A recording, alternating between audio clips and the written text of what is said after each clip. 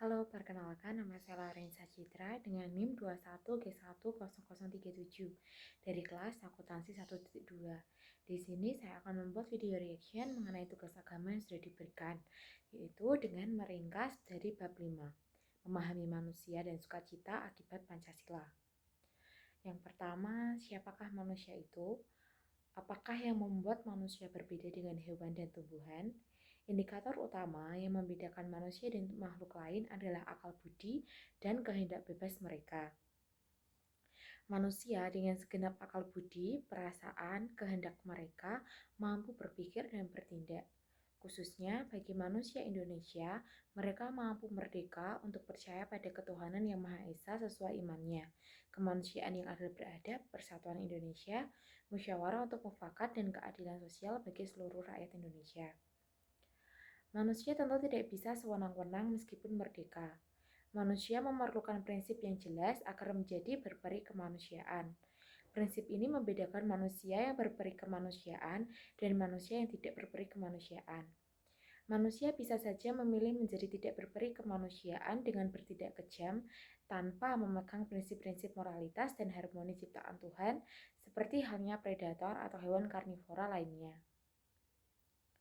Beberapa makhluk yang tidak beriman memang tidak mampu memahami kasih Tuhan, seperti yang ada pada sila 1 Pancasila yang menjaga harmoni dan keutuhan ciptaan secara keseluruhan, yaitu berintegrasi dengan sila 2, 3, 4, sampai sila 5. Prinsip ideologi Pancasila sangat jelas membedakan manusia yang menjadi solusi dari manusia-manusia yang menjadi perusak dengan memegang teguh ide kolonialisme, kapitalisme, egoisme, keserakahan, amarah, kebencian, dan sumber perusak keutuhan ciptaan yang lain. Manusia yang sejati akan memperhatikan dengan sungguh moralitas. Moralitas sendiri berasal dari kata dasar moral dalam bahasa Latin atau mos yang berarti kebiasaan. Kata mores yang berarti perilaku baik. Moral adalah ajaran tentang baik buruk yang diterima umum mengenai perbuatan, sikap, kewajiban, dan lainnya. Akal budi pekerti dan susila. Manusia sejati akan menjaga kesusilaan yang memberi petunjuk baik tentang bagaimana sebenarnya tindakan hidup dalam masyarakat, apa yang baik dilakukan dan yang buruk agar dihindari. Untuk konteks Indonesia, moralitas tersebut sudah tertuang dalam nilai-nilai Pancasila. Indonesia telah menentukan suatu sistem hukum yang sangat jelas sebagai hukum paling utama dan terutama dalam moralitas manusia lintas suku agama, ras, golongan, yakni ideologi Pancasila. Manusia dengan prinsip yang ia yakini pasti berinteraksi dengan lingkungannya, merasakan dan memberikan pengaruh sehingga masing-masing pihak berubah sesuai dengan pengaruh yang saling diberikan keduanya. Dalam perubahan yang diberikan tersebut, tentunya individu itu ikut berubah dan menyesuaikan diri dengan alur yang ada. Sebagai manusia Indonesia, tentu perlu disadari bahwa perubahan adalah wajar selama tidak mengingkari prinsip sila-sila dari Pancasila. Selanjutnya adalah tentang filosofi kosmoteandrik Pancasila. Analisis terhadap filsafat Pancasila ini berdasar atas teks kosmoteandrik oleh Raymond Panikar. Terjemahan bebasnya adalah relasi harmonis antara kosmos, pencipta, ciptaan, dan manusia. Yang menarik dari konsep filosofi kosmoteandrik ini adalah adanya pernyataan bahwa sukacita yang dirasakan manusia seorang diri, itu egois, hedonis, adalah sukacita semu dan bukan sejati. Sukacita sejati terjadi apabila terjadi harmonisasi antara 3 unsur, yakni manusia, lingkungan ataupun semesta, dan energi ilahi. Sukacita semu adalah sukacita yang seolah-olah nyata dialami, tetapi bisa jadi menjebak manusia dalam penderitaan lebih dalam.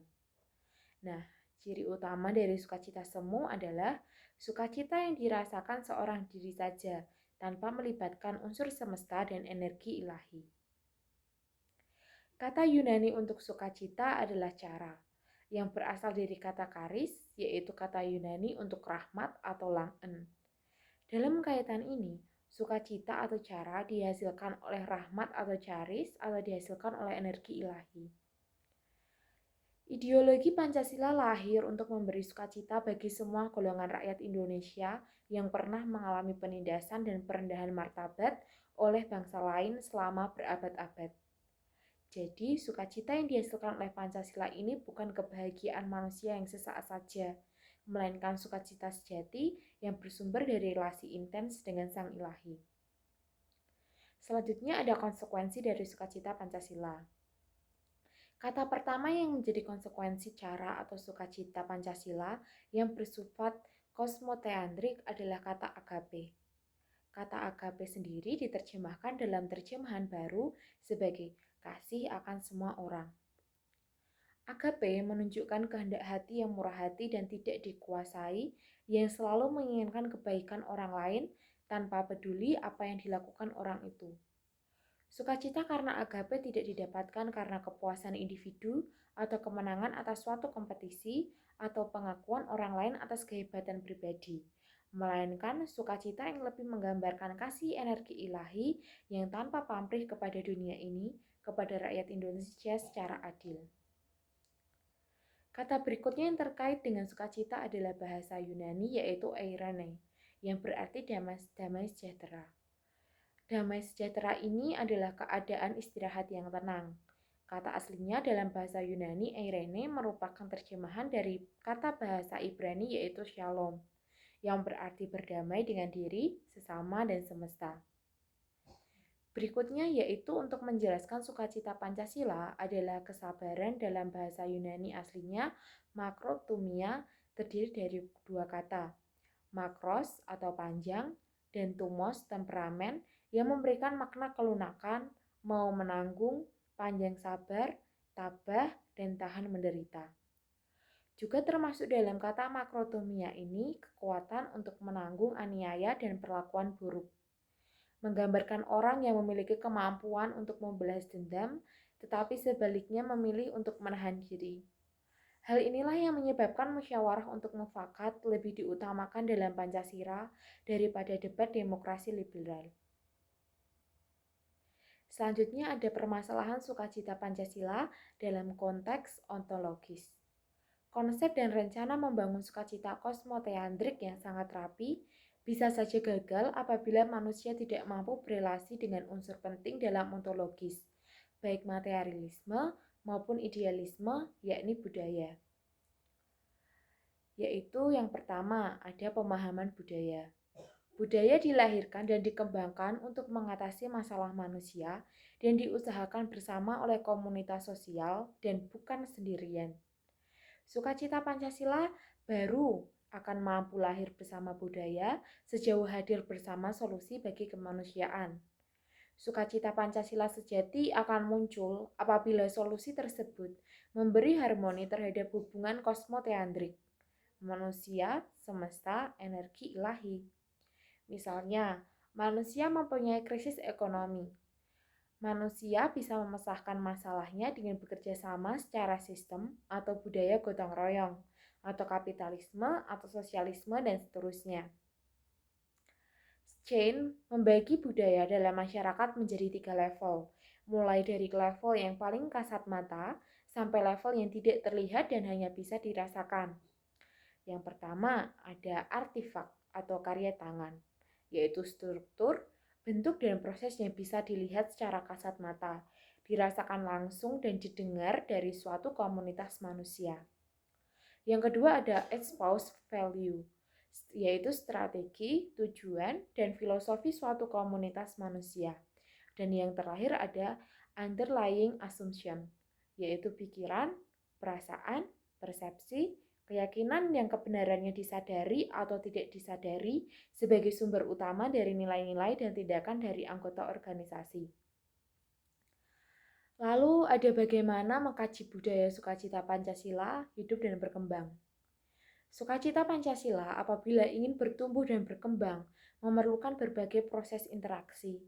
Hal ini terjadi karena budaya hidup dan berkembang melalui berbagai interaksi baik yang saling mendukung ataupun konflik, melalui berbagai tesis dan antitesis, sehingga melahirkan sintesis, budaya baru yang lebih matang dari sebelumnya.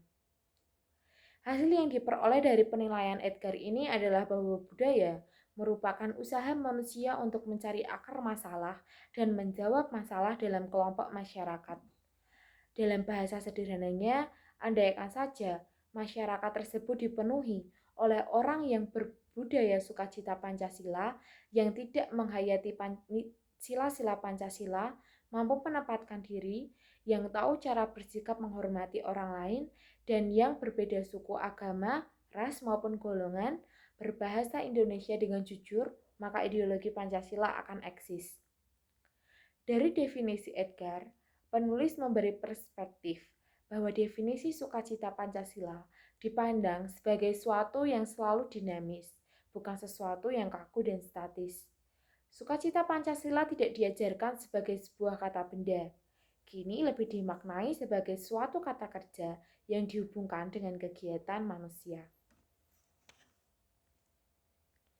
Cara orang berbudaya, berpikir, berbicara, bersikap, berkomunitas, bekerja, berencana, bernegosiasi adalah solusi bagi komunitas atau solusi bagi masyarakat itu sendiri. Demikian video reaction dari saya. Maaf bila ada salah pengucapan ataupun kata. Terima kasih.